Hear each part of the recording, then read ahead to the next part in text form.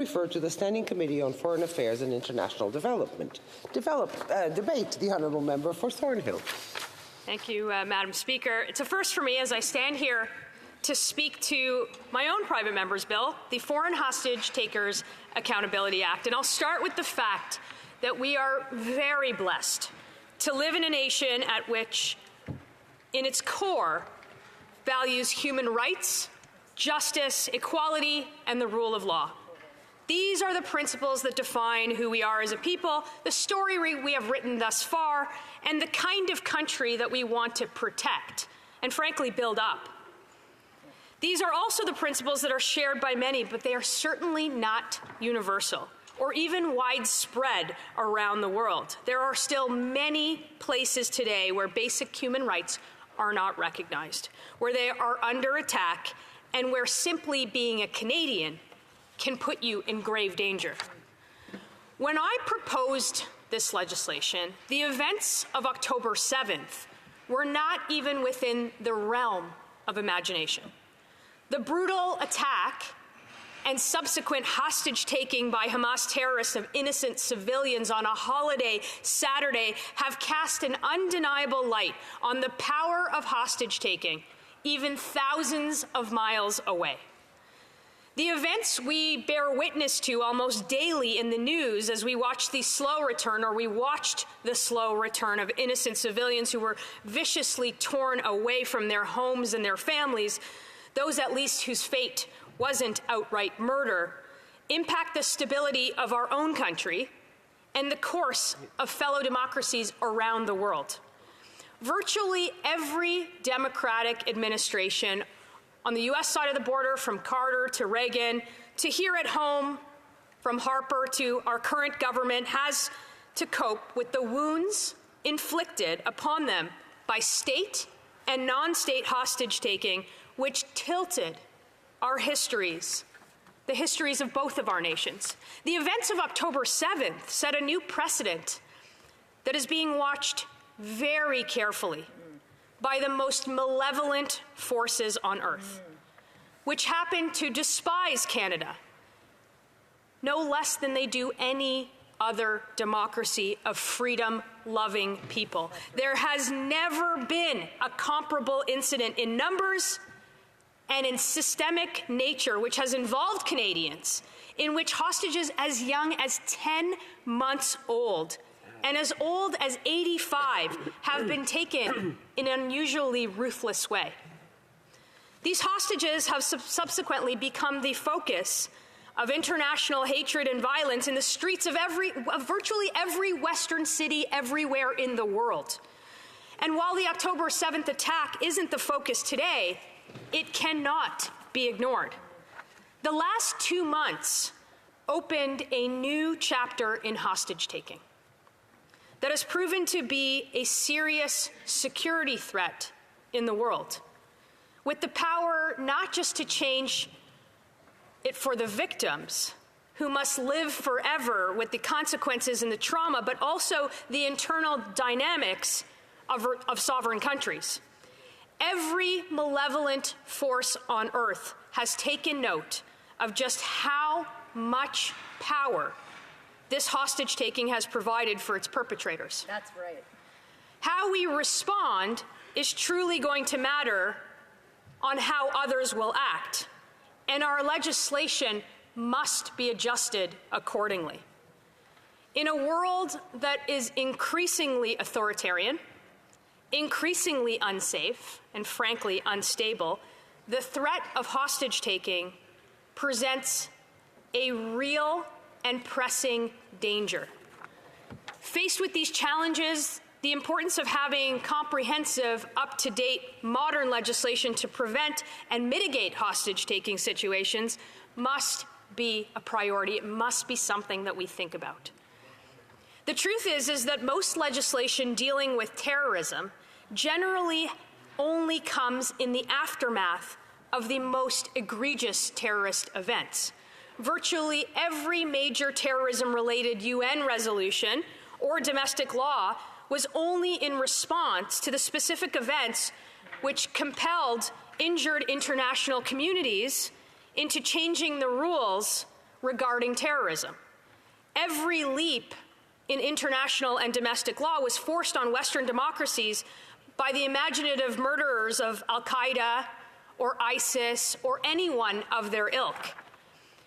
Canada has always and should always rise to defend civil liberties and freedoms wherever and whenever they have been challenged. On the beaches of Normandy, in the jungles of Rwanda, and in the deserts of Afghanistan, we must ensure that we can continue to rise to that occasion. And we must ensure that we can protect the innocent lives and assert our values as a nation. That is why I've introduced this bill. If passed, this act would strengthen Canada's ability to deter, to minimize, and to resolve instances where Canadians are taken hostage abroad. It would increase government power to levy sanctions, establish more support for families, and provide incentives for global cooperation. It would be a vital tool in Canada's arsenal, helping us continue to protect the lives and the rights of Canadians taken hostage or arbitrarily detained. It would provide valuable support here at home and to the loved ones of hostages who endured long periods of sacrifice and extreme stress. And we have seen that. We have seen that in recent cases. The bill is not a silver bullet by any means to prevent and solve such incidents, but it is a necessary bullet in our arsenal as a democracy in order to deal with the bad actors more effectively and to limit the danger that they can inflict on our country. Reviewing a list of Canadian hostages taken abroad in recent years reaffirms this phenomenon. Nigeria, Mali, Pakistan, Haiti, the Philippines, and of course, the one that is in recent memory that affected two Canadians who sat in this gallery, the two Michaels in China. In fact, the Standing Committee on Foreign Affairs and International Development studied complex consular cases in 2018, recommending unanimously that Canada should provide greater support to families and hostages and establish a more transparent information sharing structure. Many of those recommendations informed and influenced this bill. I have worked in this space as a staffer in the prior government in the office of the Minister of Foreign Affairs. And what I saw versus what Canada could say and do, there's a gap there. And I've decided to use the time as a parliamentarian here finally in this House to address that gap so that Canadians feel safe wherever and whatever situation they might find themselves in. Many of my colleagues reached out to me in recent days with questions, which I take as a positive sign. But if they have questions, it means that others might have questions too.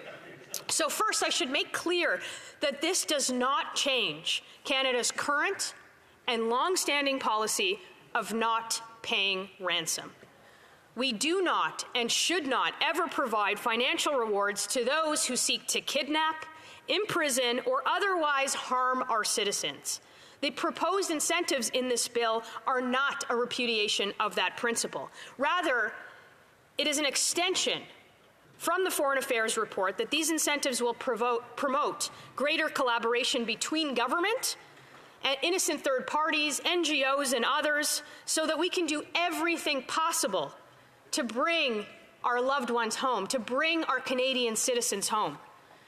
Second, I should say that hostage-taking and arbitrary detention are not the same thing. Hostage-taking is a form of arbitrary detention. However, it goes further because it includes threats of physical violence or even murder if certain conditions are not met. In other words, the element of extortion is present in hostage-taking, and extortion is a grave threat to our entire country. The decisions that we make, how we do business, our governance, Arbitrary detention in state-to-state relationships occurs when an individual is arbitrarily arrested or detained to compel action or exercise leverage of a foreign government. I hope that provides some clarity so that we can move forward into making this a new reality in Canada. I'd also like to thank a few key people and groups who have played a critical role in advancing this idea all the way to the floor of the House of Commons to present to you here, Madam Speaker. First, Sarah Teach and Danny Eisen and Cheryl Superior and Stacey Granofsky for their work on the issue, long-standing work on the issue, this legislation on behalf of what they do for Canadians at Secure Canada. Strong advocates such as my friend Irwin Cotler, one of Canada's greatest advocates for human rights. The support from groups like the Iranian Justice Collective, Muslims Facing Tomorrow, Muslims Against Anti-Semitism, the Greater Toronto Kurdish House, synagogues, churches, Hong Kong Watch, the Uyghur Rights Advocacy Project, just to name a few, and of course, my own staff who have worked on multiple iterations of something that is long in my brain and in the brain of some of my colleagues to make that a reality and bring it through this process. You can never underestimate how much work goes into that process. These organizations, advocacy partners, and our own staff understand that this concept needs to be ensconced in law, because that is the way that democracies establish our values and what actually matters. Statements that we've heard over the last number of years simply do not cut it anymore. That's what we've become very good at in this country, in far too many instances. I will be slightly crass for a moment and say that we don't just declare our objectives to things like child abuse or intimate partner violence. We legislate them.